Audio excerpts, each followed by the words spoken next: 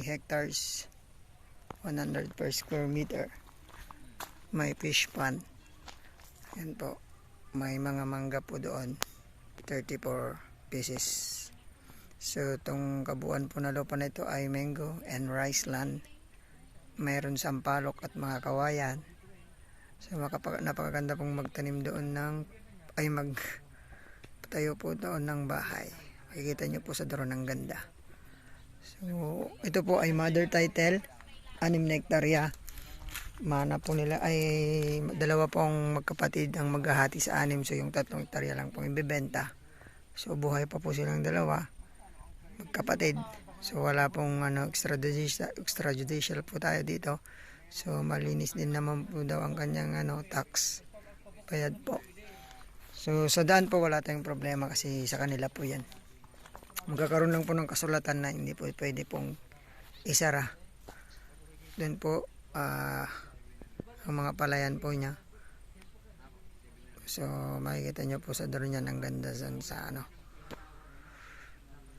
So, 3 hectares po, 100 per square meter. Kayo na lang po tumawad sa seller. Seller price po tayo kasi nakadirect po tayo, kasama natin sila ngayon. At sa Gintax naman po ay pag-usapan nyo daw po ang Gintax nito. At ang 5% naman po ay sa seller po manggagaling. So, nawa magustuhan nyo po, bayan po ng Umingan.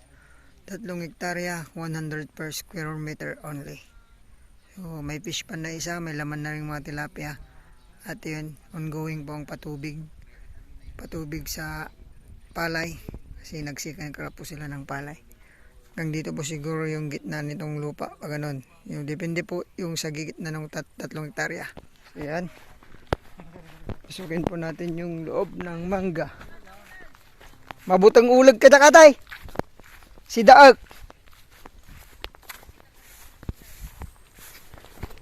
Yung daanan po papunta sa may mangga.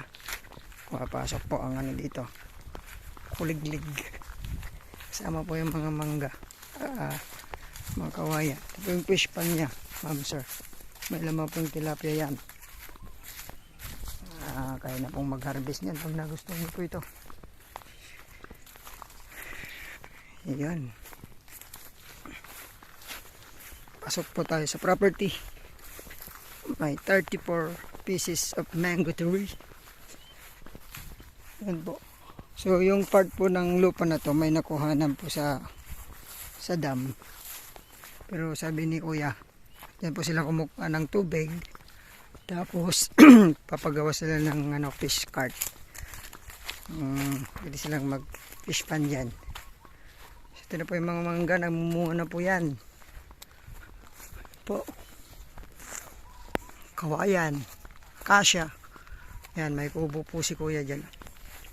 Ang ganda pong magpatayo ng bahay dito. Lapit din naman po yung barangay road. Pagkukunan po ng kuryente.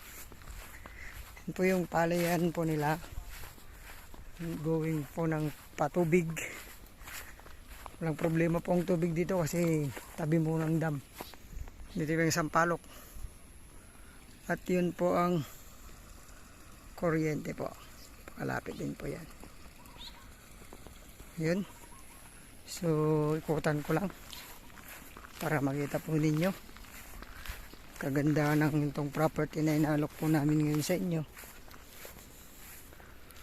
Ayan. May mga mangga na.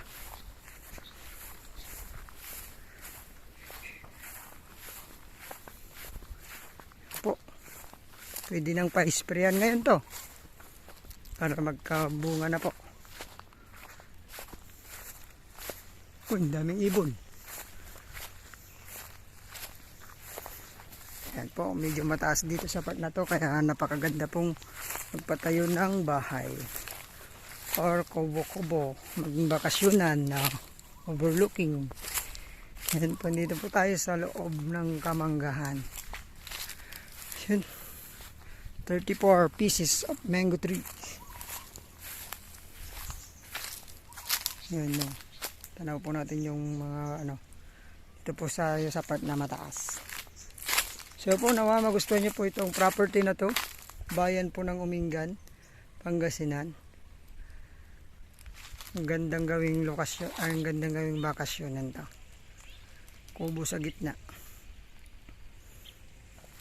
May palayan na rin po. So, thank you so much. Ito po ang inyong lingkod, Jilor Mex Vlog. Ingat po kayo lagi. Pagpalain ng Diyos sa lahat po ng inyong ginagawa. Thank you so much.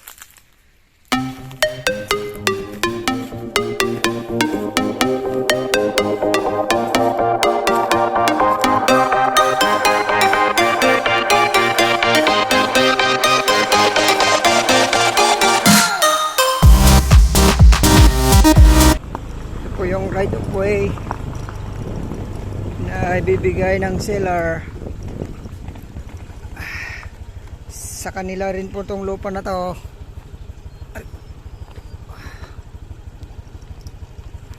Po yung kanyang kahati sa 6 na hektarya. Ito po yung may iwan. Pero sabi ni Kuya, hindi daw po sasaraan. Pero sinabi ko po magkaroon ng kasulatan para sakali mang iba ang administrasyon, hindi may isara. Alay. So ito po, wala po tayong problema sa daan. Sa kuryente, napakalapit po. Mga ano lang po yan, 50 meters.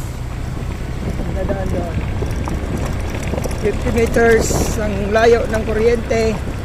Ang tubig naman, deep well. Pero sa patubig, sa palayan, di po problema. Yung daanan natin, matigas. Pasok po ang 4 wells. Ang daan ay maluwang. Ito po. Ito mga lupa din nila. Yung hati po ito ng 3. So lupa din po nila. Ito mga bahay po ng mga anak niya. Sariling-sarili po ang daan. May sarili pa silang poste, bro. Ang lapit na dyan. Malapit. Walang 50 meters. So ito na yung kanilang bahay. Highway na. May gate pa yung sa harap. Ito na po yung gate natin. So 24 hours may gate kayo. May secure pa kayo. Yun, thank you so much. Ingat kayo palagi.